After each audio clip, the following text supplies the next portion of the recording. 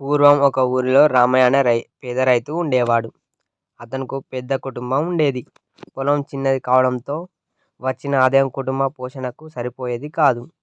దాంతో రామయ్య ఎప్పుడు ఏదో ఒక దిగులుతో ఉండేవాడు. కష్టపడి పనిచేసిన పేదరికం మాత్రం అతన్ని వదలడం లేదు. ఒకరోజు రామయ్య పొలం దున్నుతుండగా అతనికి ఒక వింతైన గుడ్డు కనిపించింది. అది బంగారు రంగులో మెరిసిపోతూ చాలా అందంగా ఉంది. రామయ్య ఆశ్చర్యపోయాడు. ఇంతవరకు అతను అలాంటి గుడ్డును ఎప్పుడు చూడలేదు. అది ఏదో విలువైన గుడ్డు అయి ఉంటుందని భావించి దాన్ని ఇంటికి తీసుకెళ్ళాడు.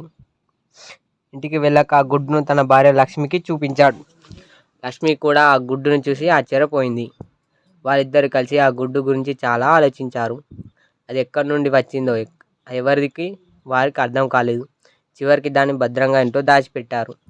మరుసటి రోజు ఉదయం లక్ష్మి నిద్రలేచి చూడంగా ఆ బంగారు గుడ్డు స్థానంలో ఒక అందమైన బంగారు బాతు కనిపించింది. అది మెల్లగా నడుస్తూ ఇంటి ఆవరణలో తిరుగుతుంది. లక్ష్మి ఆశ్చర్యంతో కేక వేసింది. రామయ్య వెంటనే లోపలికి వచ్చి ఆ బంగారు బాతును చూసి అవక్కయ్యాడు. వారికి ఆనందంకి అవధులు లేవు. వారికి ఏం చేయాలో అర్థం కావడం లేదు.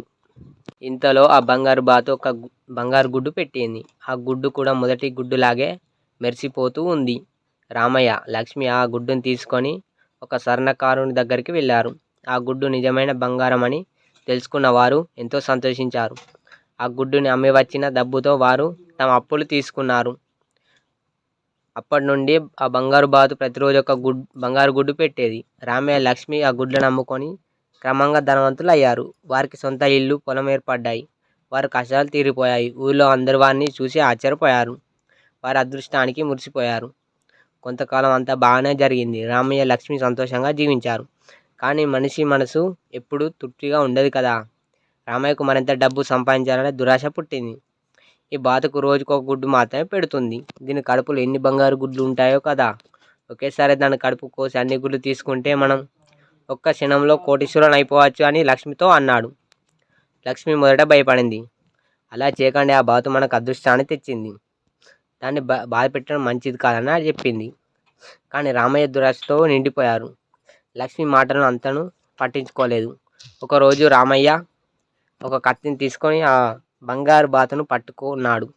లక్ష్మి ఎంత వద్దన్నా వారించినా అతను వినలేదు. కళ్ళు మూసుకొని ఆ బాతు కడుపును కోశాడు. కానీ ఆశ్చర్యం, ఆ బాతు కడుపులో ఒక బంగారు గుడ్డు కూడా లేదు. రక్తంతో తడిసిన మాంసం తప్ప మరేమీ కనిపించలేదు. రామయ్య తన దురాశకు తగిన మూల్యం చెల్లించుకున్నాడు. ప్రతిరోజు ఒక బంగారు గుడ్డు పెట్టే అదృష్టాన్ని తన సొంత చేతులతో నాశనం చేసుకున్నాడు. లక్ష్మి దుఃఖంతో కుమిలిపోయింది. వారి అజ్ఞానానికి, దురాశకు చిందిస్తూ బాధపడింది. ఆ బంగారు బాతు చనిపోవడంతో వారికి అదృష్టం కూడా మాయమైపోయింది. మళ్ళీ వారి ఇంట్లో పేదరికం రాజ్యమేలడం మొదలుపెట్టింది.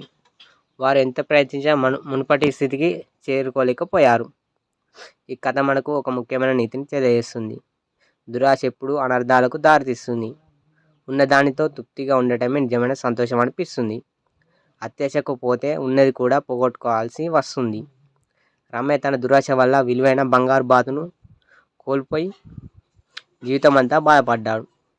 కాబట్టి మనం ఎప్పుడు దురాశకు దూరంగా ఉంటూ మనకున్న దాంతో సంతోషంగా జీవించాలి.